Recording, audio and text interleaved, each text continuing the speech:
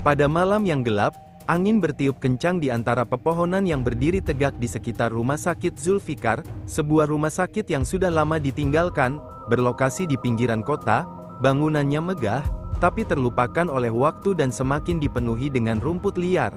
Dulu, rumah sakit ini terkenal sebagai tempat penyembuhan bagi banyak orang.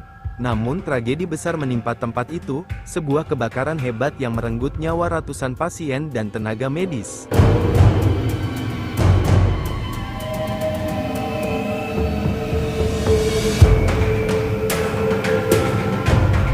Sejak kebakaran itu, orang-orang selalu menghindari rumah sakit tersebut.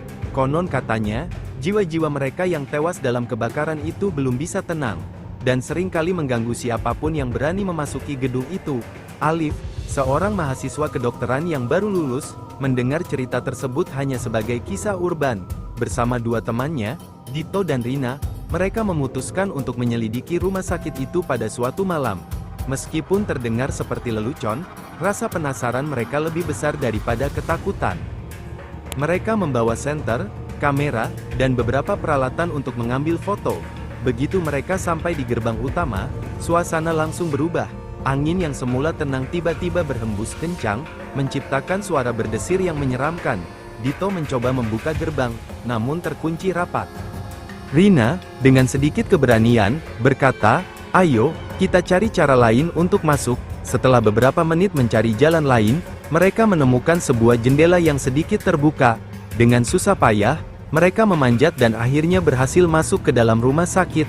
Begitu kaki mereka menginjak lantai, aroma lembab dan busuk langsung menusuk hidung. Semua perabotan sudah rusak dan tertutup debu tebal. Mereka melangkah hati-hati, berjalan di sepanjang koridor yang gelap, hanya diterangi senter kecil mereka.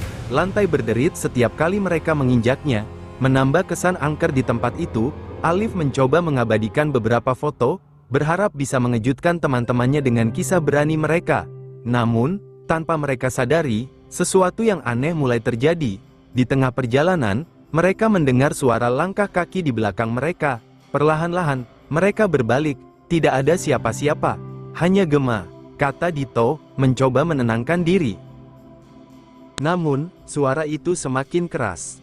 Semakin jelas. Suara derap sepatu yang berat. Rina yang mulai ketakutan, berkata dengan suara gemetar, "Ada apa itu?" Alif, yang berusaha tetap tenang, mencoba membuka pintu salah satu ruangan. Begitu pintu terbuka, mereka langsung disambut oleh pemandangan yang sangat aneh. Di dalam ruangan itu, terdapat sejumlah tempat tidur kosong, tetapi ada satu yang menarik perhatian mereka.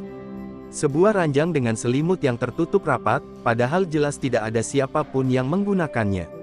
Ternyata ada jasad yang belum dikubur di dalam rumah sakit ini, dan ini adalah penyebab rumah sakit ini menjadi angker. Alhasil terbongkarlah sudah arwah yang gentayangan.